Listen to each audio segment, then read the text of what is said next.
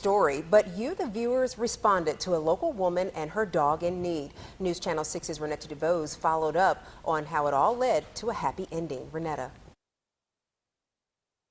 That set out to do one thing and accomplished a completely different one. There have been so many responses that I haven't even been able to call everyone back yet. Last Thursday's story on Linda Sims and her dog Duchess being out of air in this heat and unable to go to a local cooling center showed us all here at WJBF how much the CSRA cares.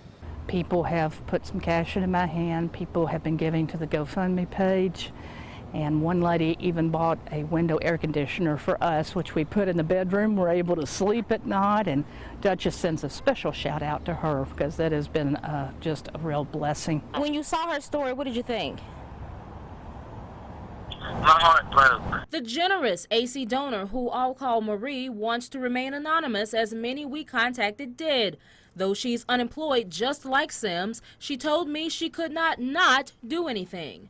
I couldn't have slept good that night, knowing that I had an air conditioner blowing on me and that there was someone suffering that I knew about. Marie called News Channel 6 almost immediately after the story ran. Emails poured in, Facebook inboxes started coming in too, and comments once the story was posted to social media. I initially just did the interview to try to get a cooling shelter where you could take your dog, and had no clue that anything like this would happen. It's just amazing.